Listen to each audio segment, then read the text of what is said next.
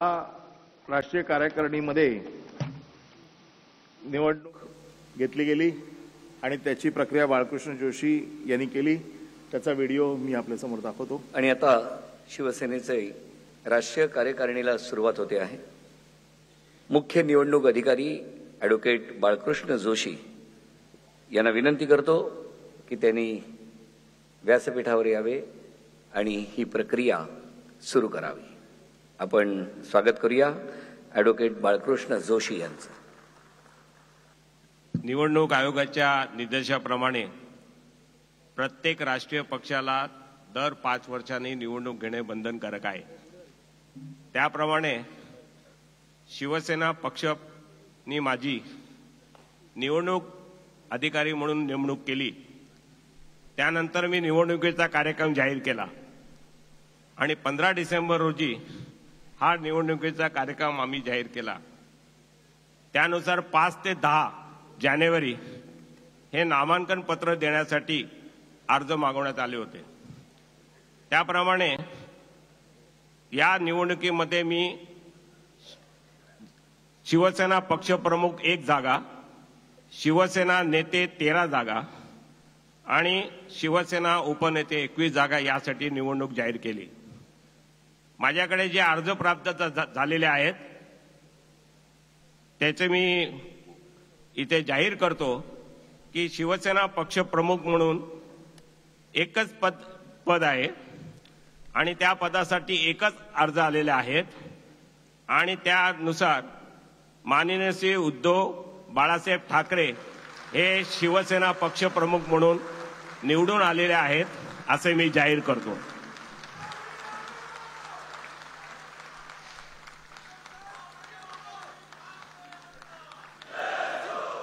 मैं 2013 ते 2018 आणि 2018 ते 2022 राष्ट्रीय हा कालावधीची ही निवडणूक प्रक्रिया आहे।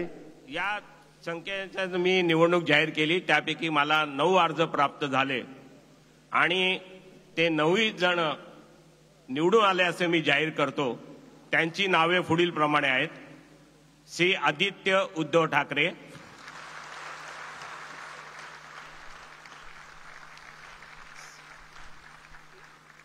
श्री मनोहर गजानन जोशी, श्री सुधीर गजानन जोशी,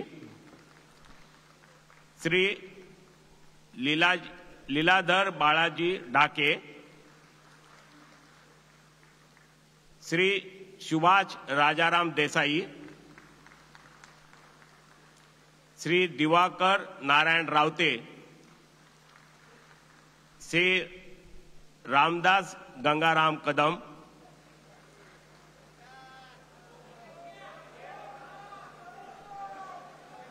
श्री संजय राजाराम राऊत आणि श्री गजानन चंद्रकांत कीर्तीकर हे 9 जण शिवसेना नेते या पदासाठी निवडून आलेत असे मी जाहीर करतो। त्यानंतर शिवसेनेच्या उपनेत्यासाठी 21 जागा आहेत। त्या 21 जागेसाठी मी निवडणूक जाहीर केली होती।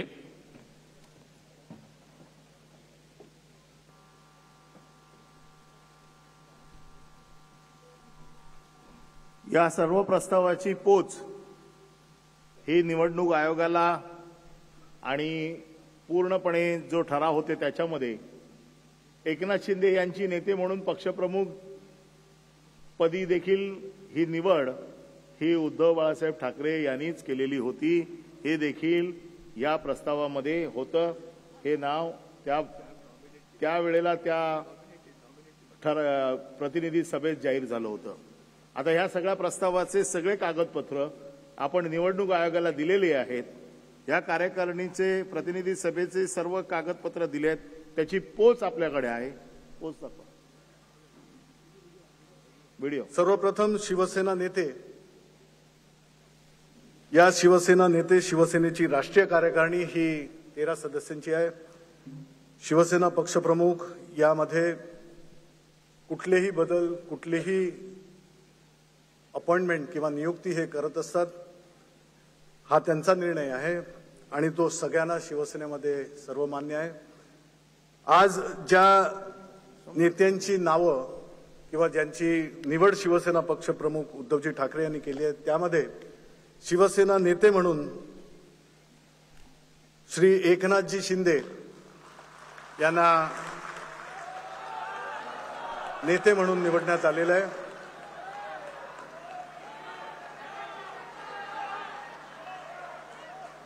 त्याचप्रमाणे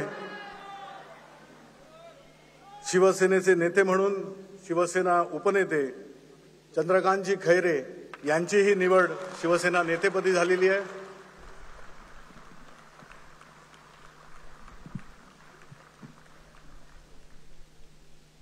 शिवसेनेचे नेते म्हणून केंद्रीय मंत्री श्री अनंत गीते यांचीही निवड शिवसेना नेते म्हणून शिवसेना पक्षप्रमुखांनी केली आहे.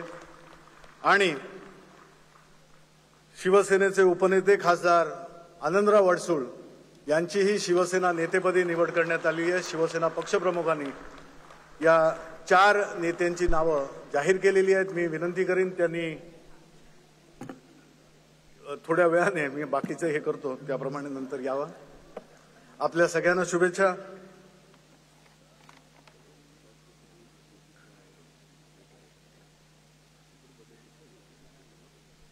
या चौघांनाही शुभेच्छा आणि पक्षप्रमुखांकडून त्यांचं स्वागत.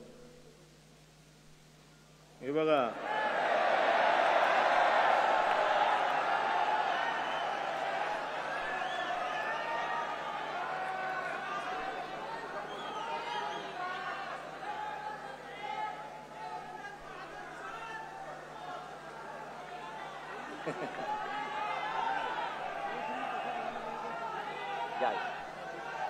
सर्व सन्माननीय नेते,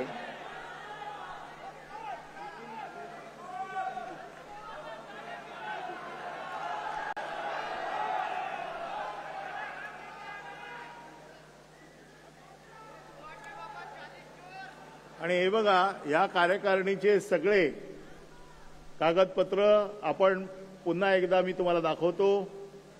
election commission of India 4 April 2018 या दिवशी आपण त्यांच्याकडे दिलेले आहेत. त्याच्यावरती त्यांची सही आहे आणि ही सगळी कागदपत्र ह्या सगळ्या पुराव्यांसकट आपण निवडणूक आयोगाला दिलेली आहे. मला असं वाटतं त्यानंतर 2018 ते 22 या काळामध्ये देखील, कालावधीमध्ये देखील निवडणूक आयोगाने आपल्याशी पत्रव्यवहार केलेला आहे. आणि हा सगळा पत्रव्यवहार हा उद्धवजींना केलेला आहे. उद्धवजी बाळासाहेब ठाकरे, प्रेसिडेंट शिवसेना, हे सगळी कागदपत्र ही निवडणूक आयोगाने आपल्याला दिलेली आहेत. निवडणूक आयोगाने आपल्याला मान्य केलेलं आहे की शिवसेनेचे अध्यक्ष हे उद्धव बाळासाहेब ठाकरे हेच आहेत. हे सगळं मान्य करण्याचं मूळ कारण आपण ज्या 2 घटना त्यांच्याकडे दिलेल्या होत्या त्या 2 घटनेच्या आधारावरती ही सगळी कागदपत्र आपल्याला त्यांनी दिलेली आहेत. आणि असं असताना देखील निवडणूक आयोगाने आमच्याकडे 1999च्या नंतर कुठलीही कागदपत्र तुमची आलेली नाही, आमच्याकडे घटना आलेली नाही आणि त्यामुळे निवडणुकीचा निर्णय हा मी फक्त विधिमंडळ पक्ष कोण आहे हे बघून देतो, अशा प्रकारचा निर्णय देतोय. मला असं वाटतं की सुप्रीम कोर्टात आता आपण हे सगळं घेऊन जातोय आणि मला पूर्ण खात्री आहे ही सगळी कागदपत्र बघितल्यानंतर शिवसेनेला नाव, चिन्ह, पक्ष आणि या अपात्र आमदारांची हकालपट्टी होणार म्हणजे होणार, हा विश्वास हे या पक्षाचा कार्यकर्ता म्हणून मी आपल्याला देतो. जय हिंद, जय महाराष्ट्र.